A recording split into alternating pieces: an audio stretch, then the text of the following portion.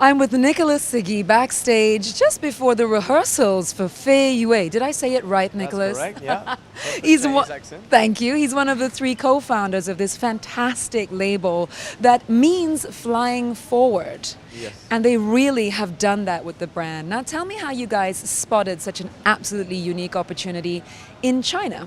Right, we were two out of the three founders were living in China at that time, including myself.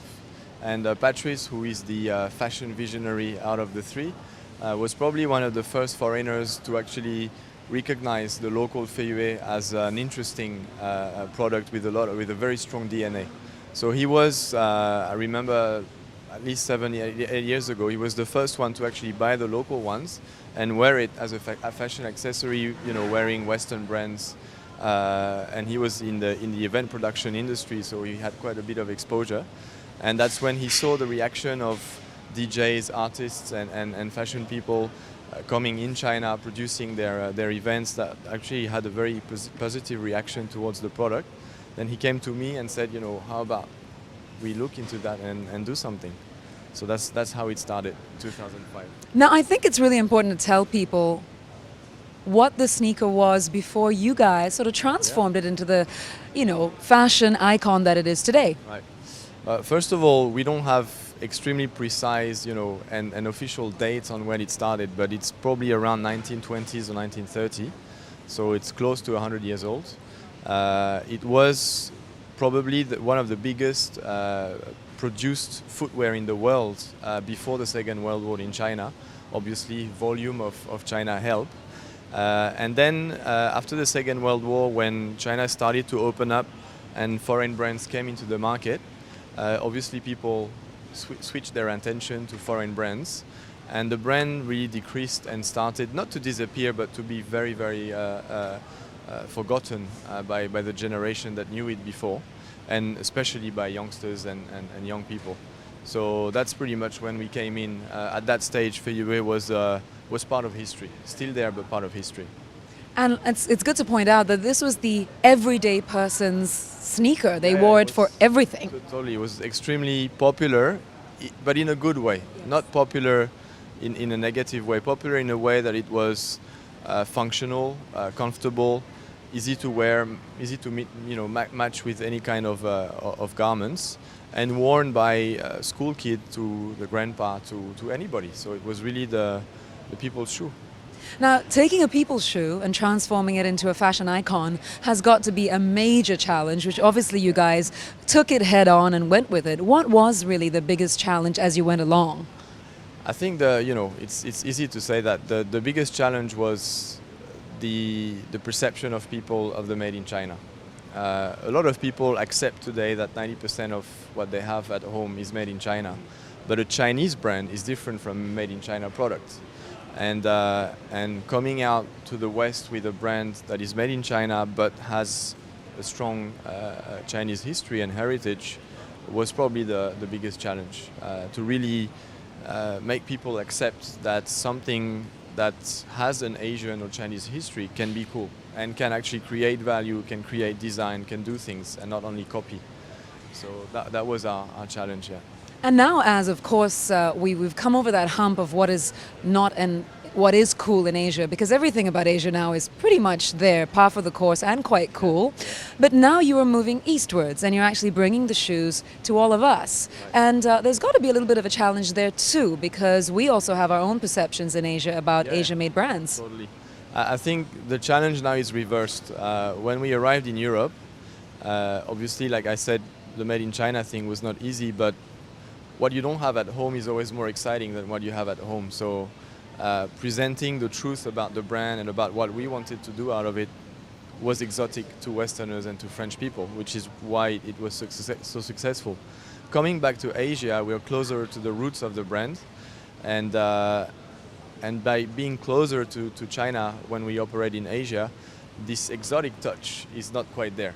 So it's the challenge for us is to really tell people what Feuillet is today, which is very different from what it was before, still though respecting its origin and its heritage, which is one of the core value of the brand and what we really want to protect. But explain people, the whole travel and the whole evolution of the brand going to Europe and then coming back to Asia. Now, apart from its fantastically unique heritage, what do you feel is the main selling point of the trainers and sneakers? Because it's a really crowded market out there. Yeah, very crowded. I think the biggest selling point is the nature and the heritage of the brand. This East meets West and this traveling spirit of the brand, which doesn't want to belong. We don't want to be too much of a nationalist brand, you know. It has Chinese origin. Now it's French because we are French and we design it in France. But we want this shoe to be open to the world, and we want people from all around to work with us, whether it's design or production or anything. So this is a value which we really want people to understand and translate through the product. And second, I guess it's the style. Even though there's a lot of brands doing that, I think some of our models have a very, very specific DNA, which is very Feuillet, whether it's the classic or other shoes that we can see later, are different from what there is on the market. So that's the two values that we work on.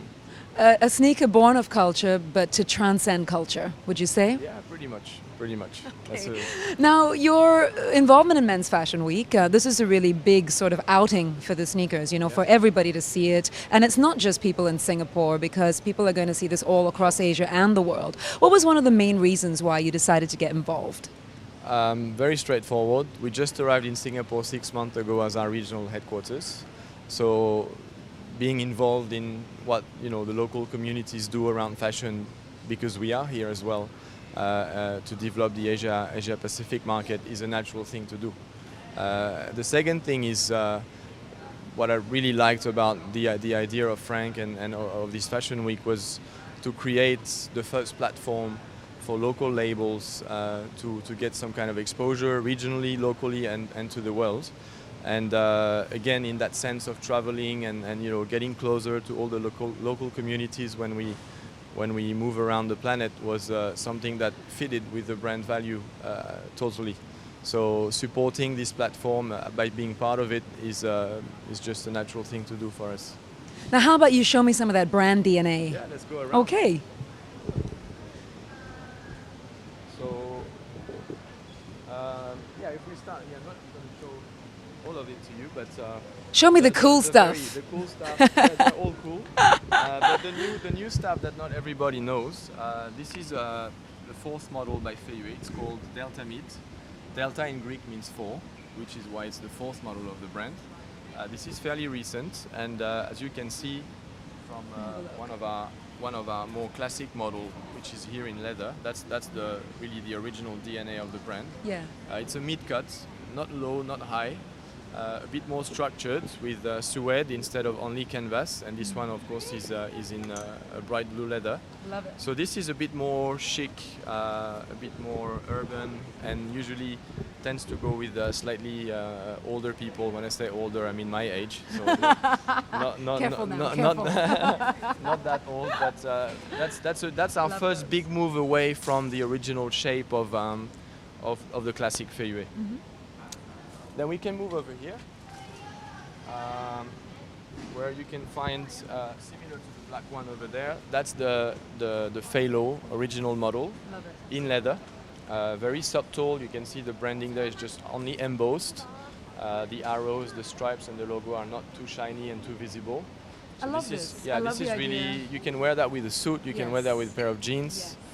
Because function is so important now. Yeah, it has to be wearable Multi. all the time.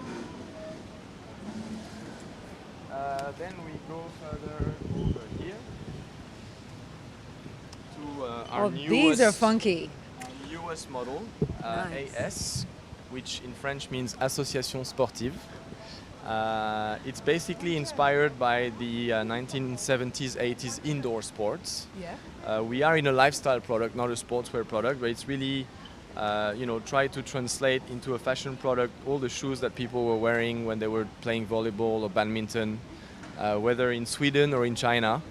It looks a little bit like a boxing shoe as well. Yeah, Just a yeah, little bit. somehow, Yeah. exactly. I So love that's this. the DNA of this model. Very light, very thin, which is also one of the DNA of Feuillet. We don't do large, wide, big skating shoes. We try to do something very thin that holds the Sure. foot. and which is very good for both actually ladies and men. And you do have lady sizes, right? We do have all our models Oh. are available in lady sizes. Because it's all yes. about equality, you know that, right, Nicholas? Yeah, yes, and it's not, and believe me, it's not easy to reach a good quality level. It's a lot of work. Where are all your shoes actually made? 95% are made in China, 5% in Indonesia. I love the circle. That's a Yeah. great circle. Yeah, sure. Very nice. And then we can go to the more, I would say, urban, even though it's still a sneaker, it's slightly more urban. This is called the Ladakh. It's also very new and coming out on the market in a few months, so not yet available. This is really inspired by the trekking, mountaineering world. Yeah, exactly, with the ankle pads there, slightly bigger outsole, full leather. I'm just amazed at how light these shoes Yeah, it's are. not very heavy for the size of it, which Yeah. also is part of the functional feature of it. And then this nice conjunction of both red on the inside, so once you wear it, you can only see small touches of red outside, including the label, and then the golden eyelets. This is actually quite chic as well, Very chic. with a trench coat. That's our newest thing, which also shows you that we are, trying to expand from the original classic canvas plimsoll to a much larger line of products. And of course, you wear your own products all the time, right? Yeah, I'll try. I'll give myself 1 or 2 days a week to also, enjoy other brands. But yes, I'm fairly loyal. You gotta be. And you're never gonna have a problem with footwear, ever. I'm not. Now, what about the special edition Men's Fashion Week sneaker? Yep, we can check it out over there. I just want to point out to those of you who are watching this is such a wonderful, generous thing, because just for today, everybody at Men's Fashion Week who's involved, the staff, the crew, everyone is going to be wearing these, and they're going to be wearing them in odd colors. Yes, exactly. That's the pair. That's the pair. It's not a right foot of the black pair and a left foot of the white pair. That's the pair. So basically, the idea, the original silhouette is an existing model in our range called the Plane 2. Plane 2 because the original plane is only in canvas, and this one has suede at the heel, counter, and the toe bumper. The idea was, like most of the visuals of the Men's Fashion Week, black and white. So the colors were pretty easy to choose.